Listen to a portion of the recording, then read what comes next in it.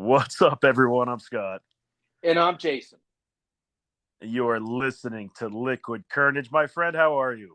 Uh, you know, I got to admit, buddy, I um I was really hoping for a quality weekend in football, and once again, I was sadly disappointed.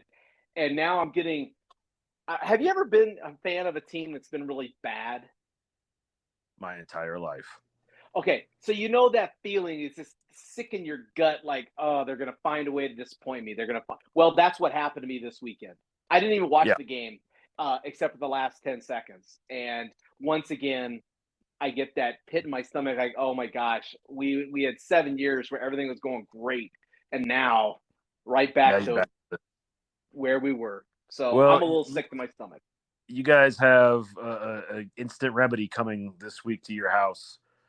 The Arizona Cardinals are coming to the house of the Los Angeles Rams. So your get right game is about to help you get right. So You know you're in what? luck. I think we owe a 6 pack of something on this because I'm not feeling it. I'm feeling the Cardinals will be kicking some major butt over the Rams. The Rams are horrible. Well, The clearly Rams you are haven't. horrible. Clearly, you have not been watching Cliff Screensbury throw a numerous copious amount of screen passes to our tiny receivers, hoping to get big plays instead of throwing the ball downfield. So I guess so. I'm not excited about what our game is, and I've actually for years I've watched the games at Chili's just to get out of the house, and over the last few weeks I've mixed it up. I've stopped going there for our games. I go a little bit for the early game to kind of watch those and just get out of the house for a little bit, and then I come home to be disappointed with the Cardinals now instead of watching them out in public. It's much easier that way. Yeah. Oh boy. Yeah, they had a stat on the sports radio that Cliff Kingsbury is 10-18-1 at State Farm Stadium. And four of those games were wins during the COVID season when we had no fans. Ugh. So that means that we're 6-18-1 with fans in the seats. It's rough, dude. That's brutal. You know, That's it's brutal. I don't miss going to games all the time. You know, it's a lot of fun, but it's a long day for those of us that aren't in the cities that the teams play. Like I said, they go to the Rams this weekend. I'm gonna have to listen to that game on the radio because we are gonna go see Sir Elton John Saturday night Oh my down gosh, the at Sir Chase Elton John. Fields. Wow, the Sir Elton John concert's happening, huh? Yes, a year and a half later, Yeah. when he bought the tickets. Isn't that crazy? Oh my gosh, yeah, that's nuts. This That is weekend, it's absolutely nuts. finally happening. So, Yay! yeah, you know what's aggravating about that is like Janice bought these tickets in the summer of 21, and now it's November of 22. And and when she and her friends bought these, they were not looking at the date close enough. They thought it was for November of 21, not November of 22. But the reason, That's patience. yeah, and the reason they picked Phoenix is because he wasn't coming to Vegas. Well, about 3 months ago, he decided that yes, he's coming to Vegas. So he played Vegas last week, Ah, and now he's on his way to Phoenix. So and he's uh, playing at Chase Field. on Friday and Saturday night, yeah, Oh, dude, that's gonna be huge. Oh, yeah, yeah, yeah. because So this we're is this excited. is his goodbye tour, right? This is his last one. It's his goodbye Yellowbrook Road tour, and it is his I don't know second or third farewell tour. Yeah. I, Okay. I don't think they're quite on the same level of Kiss where they've been retiring for the last 30 years, but Yeah. you know Or Rolling if you're still Stones. selling out stadiums Yeah, like that, you got you got that's true. fans. Yeah. Oh, that's gonna be fun, dude. That should be a lot of fun. Yeah, I'm just looking forward to being out of town for the weekend. Sometimes there's been a lot of change in the air, so it'll be nice just to get out. You know, as you're listening to this post election episode, election day is on a Tuesday. We're recording this on a Monday, so we don't know who won. But hopefully, we are not heading into a dumpster fire of the next few years. But we will just have to patiently wait and see when this episode gets released with you guys. Well, I will say this, and this is the only thing I take solace in is I'm currently reading a classic novel by John Steinbeck called East of Eden. Have you ever read that book? I have not. Okay. Well, basically, it's kind of written in the 1900s in the farmland of California, And there are references to during the change of the, from the 1800s to the 1900s, that, the world is changing, and, everything's going to hell in a handbasket, and, people just don't, are not acting the right ways. So, 122 years later, we're We're right still back where we were 122 years ago. So, we got to keep that in mind, that what we think is unique is not so unique. It might be different times, but it's not unique. No, history does end up repeating itself, Yeah. especially when 120 plus years go by. And you're right, times do change, and people don't handle change well. No. And I was No. thinking about that the other day, and I was thinking, because I was watching something on Henry Ford, and how he created the 5-day work week and all that, and you hear all the stories about how he and the Rockefellers all teamed up to make the motor oil and the gasoline for the vehicles and so forth. So when the inventor of the first car that was run by water came by, they bought the patents. I forget how the story goes, but long story short, we don't have cars that run on water because it would have cut into the profits of the oil companies. And it just makes you realize that this stuff does happen every generation. Every the things that we thought stopped happening years ago, they just keep happening, just on different levels, and you just got to pay attention to them. Well, and also I think that, the way I look at things too is we have survived worse times. We don't think they were worse, but I'm sure the people who were growing up in the '60s probably think this is like a cakewalk compared to what Probably. they were dealing with in the '60s. So, I'm going to give the faith a benefit of the doubt, half as glasses half full, that by the end of the next week when we record again, we will still be on the planet somewhere. Yes, I tend to agree. The world's, it might be burning, but it never stopped burning. It's just smoldering in different areas, and once those fires pop up, it'll smolder in others. It's just the way of the world. You learn to live with it and move on. Well, and like I said, you're going to get to go listen to a legend.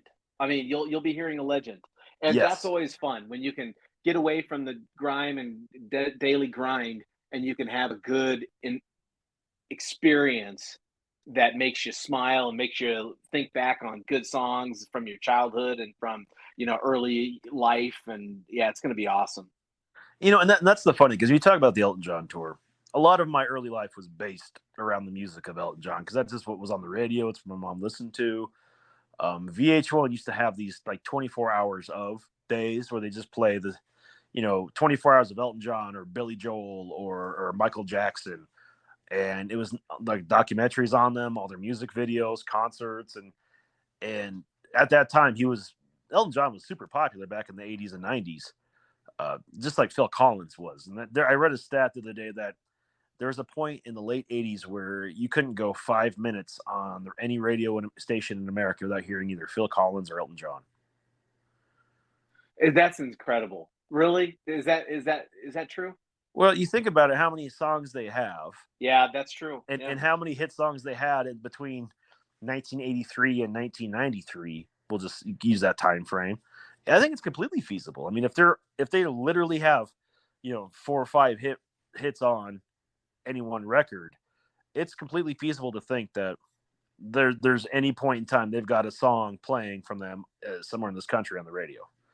Well, and you think about this too. How much of our music is only for the day it's written, and that's 6 months, right? And Yeah. after 6 months, it's basically gone and kind of carted away. Their music has spanned decades.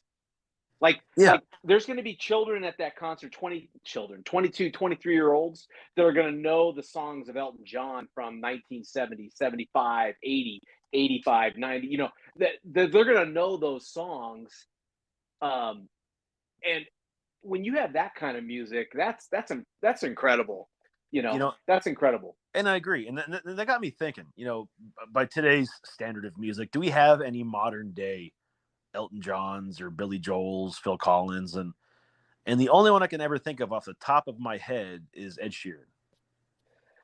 Ed I will Sheeran might say, be the only one that you could put in that category if he puts out consistent hits, and he's a solo act that will do what these guys have done for decades. He will do the same thing.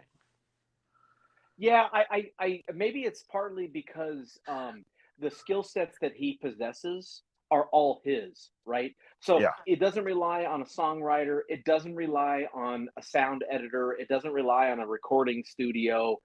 It's he as I experienced, as long as he has a guitar and a looping machine, he can Uh-huh. make his music anytime, any place. And so the he can basically focus on the craft and not have to worry about, well, I've got to do what the like fall into what happened to Kesha, right? They owned her, Yeah. so she had no creativity freedom. She basically, you do what we put in front of you and that's it.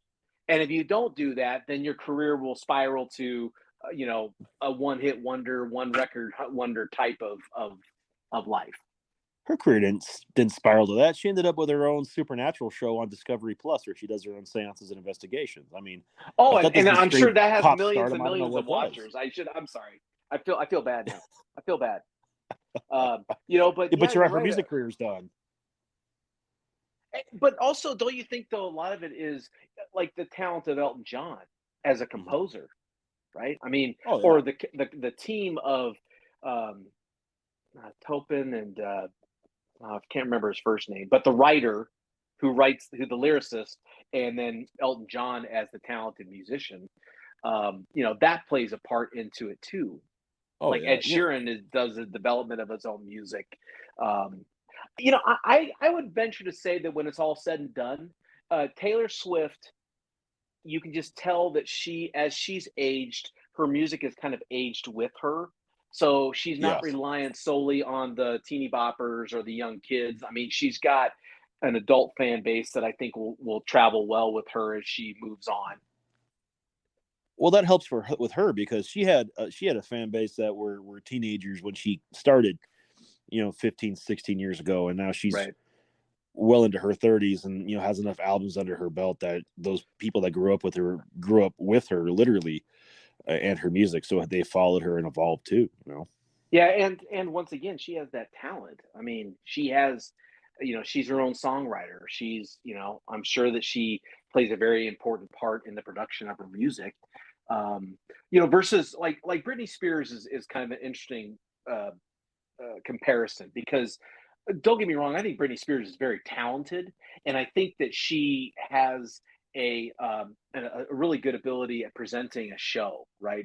Yeah. Kind of, but I wouldn't necessarily put her in the same category creatively as I would like a Taylor Swift creatively. No, You know what I mean? Like no, I wouldn't either. I would imagine that most of what it is for her, she's got a team of writers that write songs for her that are appropriate, um, and she then puts on a show or puts on uh, an image that, and maybe that's the talent. Maybe that is the talent that's her talent that she's become successful at. But I differentiate between the two of them, like Taylor Swift and Britney Spears. Both of them are very successful. Both of them took a little bit different path to get to where they are. Yeah, I think the biggest difference though too is once Britney shaved her head and went kind of crazy back in 2007, she's never really fully recovered that superstardom, and now that she's free from whatever legal obligation she had, conservatorship, um, she's kind of crazy, man, but in a fun way. Like I see her stuff on social media, and this is a chick that gives no fucks, has more money than she knows what to do with, and you can say, God love her. She's living her best life now. I don't think she's ever going to perform again. I don't think she legally can. But she is nutty, and good for her because she's finding ways to capitalize off that. Well, and I mean, Phil Collins, we brought up Phil Collins. I mean, I don't remember the last time I heard of a Phil Collins tour or Genesis tour or. Genesis just finished their final tour. Oh, they just did. And was he part of it? He was, but he had to retire because he's got a debilitating disease, Okay. so he Maybe can't that's what it is. stand Yeah. anymore. So he hasn't really done anything in a while. Yeah. But Genesis has been touring for the last couple of years, and it was within the last month or two they finally finished up like their final tour in London. Okay. And they're supposedly done. But Mike of the band, who's also the lead singer of Mike and the Mechanics, decided that he enjoyed that so much that they're going to do a Mike and the Mechanics reunion tour. Oh, that's awesome. With a hint of Genesis in it, and they said Phil Collins' son is going to play the drums on that tour. So that's kind of cool. I just watched a video somewhere where the Backstreet Boys sang their that big hit they had. I want it that way. You remember that Yeah. song? What? Yeah. And it was a live performance that they were doing. As they were singing it, the audience knew all the words of that song. Yeah. And I don't even think I would say, oh, I was a Backstreet Boys fan. They had a couple of good songs, but that one song, I swear, if they were playing it or they were singing it, I'd be able to know the words to that song. Well, I think especially back in the early 2000s, a lot of those artists that came out, they made a lot of songs that just were simple, and people could love them because of their simplicity, and that's what helped them catch fire. And that's one of them. That song, I think, even if you didn't like the Backstreet Boys back then, you know who they are, and you hear that song now, and you're like, oh yeah, that's good. Yeah, I remember that takes me back.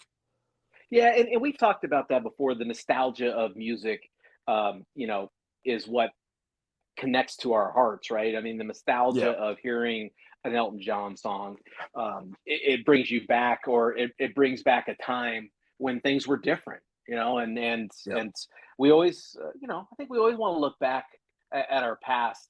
You know, I know you always need to be moving forward, right? You always need to be moving forward, but sometimes it's nice hmm to have a memory to back to what the past was and say, oh, that was good times, or that was fun.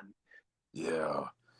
Yeah, and I think that's a good way of putting it. Music has a good way of doing that because you hear certain songs, you hear certain albums, and it takes you back to a time that you don't realize until you hear it that was very much simpler than what you're living in now. And it's I hear that when I hear Limp Bizkit's Significant Other album, that takes me back to like I was 18 or 19 years old. I was in college and I had a whole lot less list of worries then that I do now. And the music to me is fun. It's something that I still talk to my college roommate Bruce about. He and I will text about that and Blink 182 and just kind of laugh about it and realize that, yeah, we had a much easier time back in the day. And we were talking the other day because he listened to that Everybody's Free to Wear Sunscreen song. You remember that?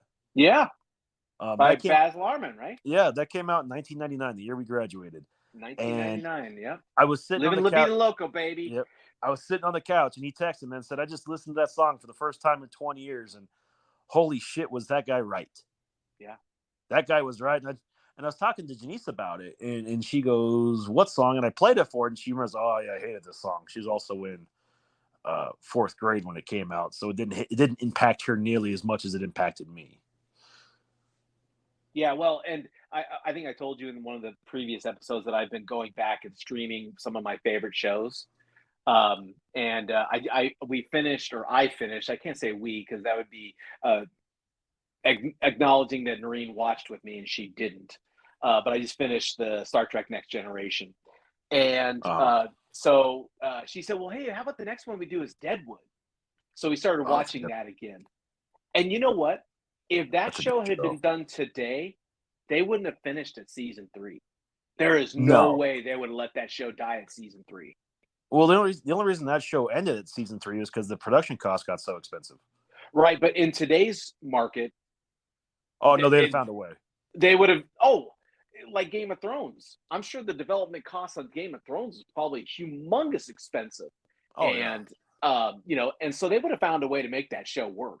yeah, But there's just certain things of, and I don't know how to acknowledge it.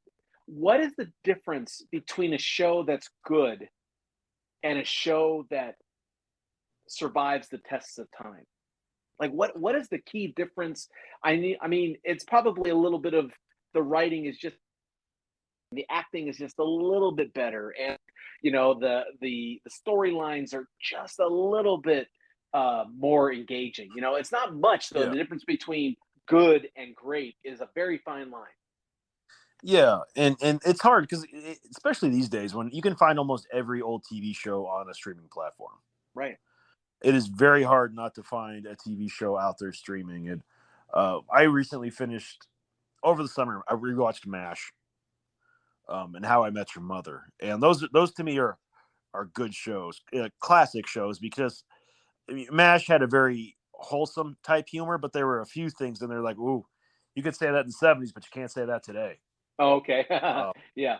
and you don't realize it until like, oh yeah, what they're calling, the Koreans and so forth. And same with How I Met Your Mother. I mean, it worked in the early 2000s, and it's a whole different thing today with how they handle it. And I've read somewhere that Seinfeld is catching flack because the younger generation doesn't.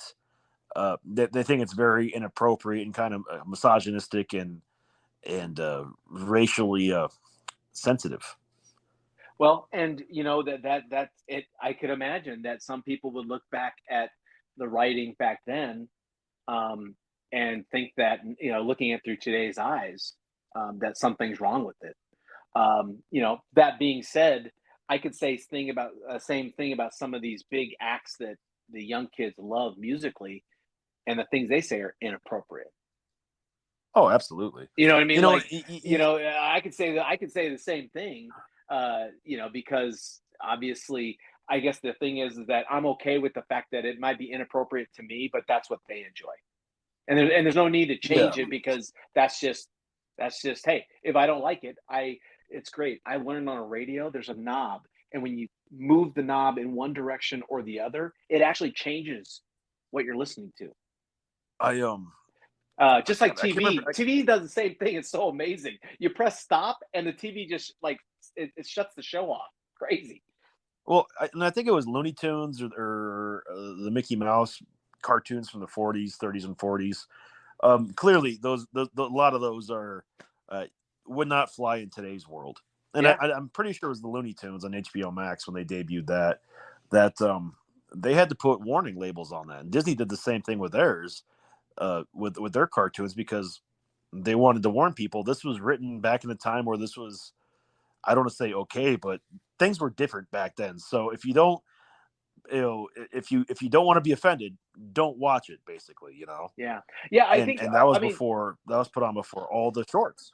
yeah, and I mean, there was an episode of Mad Men that when I first watched the original episode, it did not have a warning. When I streamed it, it had a warning that there was blackface portrayed on the show, and they put a warning saying this show was made at a different time, based on a different generation altogether. It does have blackface in it. We would suggest that it's not incremental to the show. If you're offended by this, we suggest that you not watch it. And I thought, wow, I mean, that's portraying a certain time. That's like someone getting mad at slavery when they're watching 12 Years a Slave.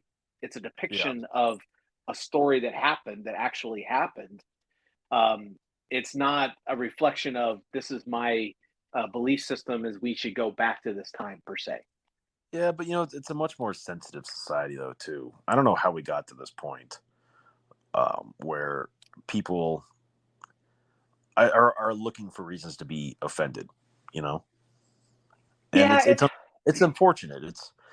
It's the someone once called it the pussification of America, and I don't disagree with it to an extent, yeah, but I have to say the way I look at it is it's not necessarily it's the pussification of America.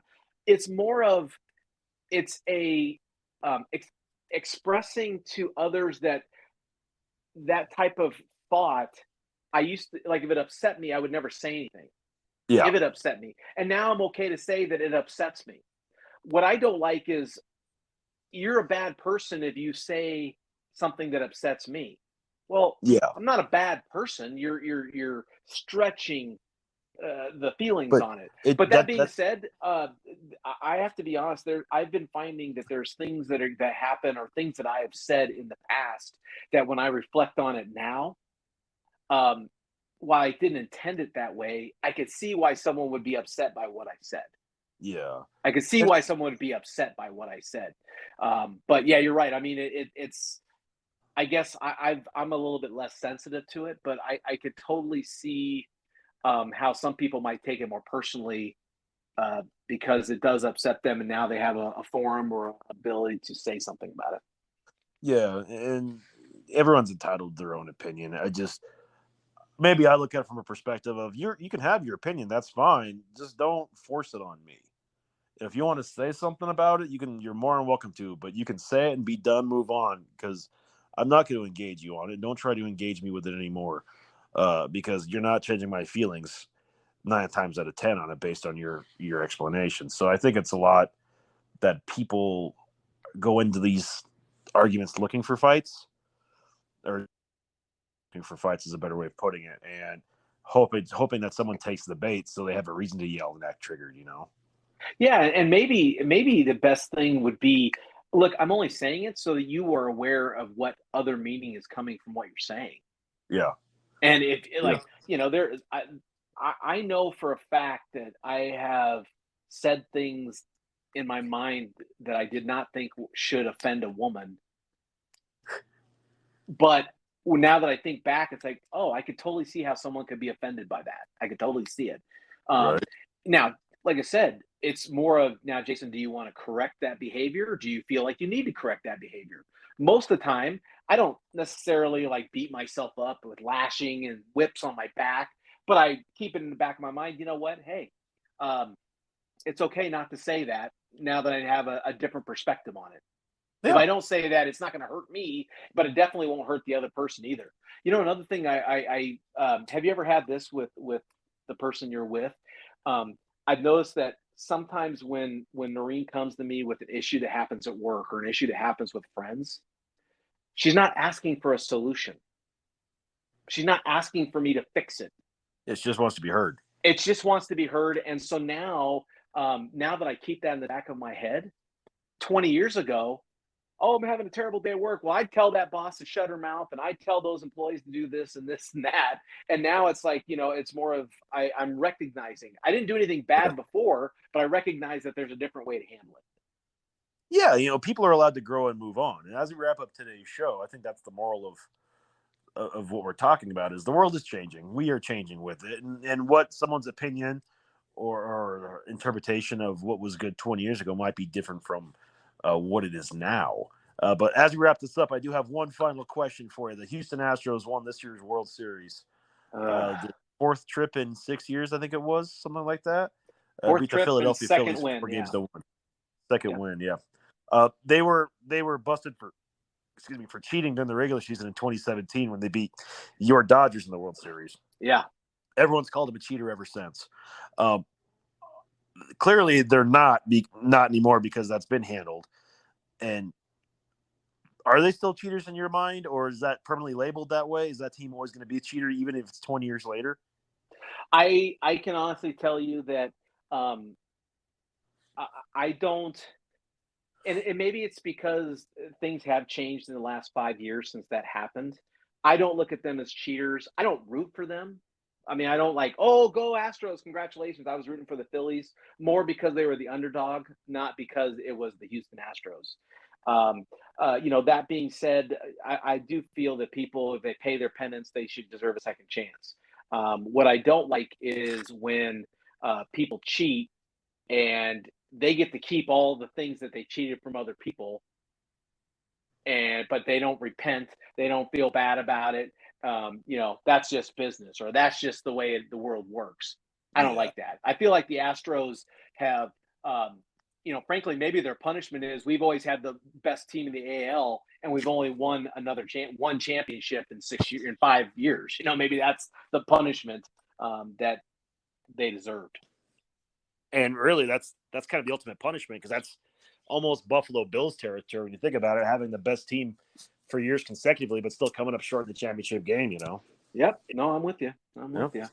All right. So as we wrap up today's show, if you have ever come across someone or something that was cool 20 years ago and is completely unacceptable now, or someone tries to tell you it is, what is it? We want to hear about it. Hit us up on Facebook, Instagram, or Twitter, all at Liquid Carnage.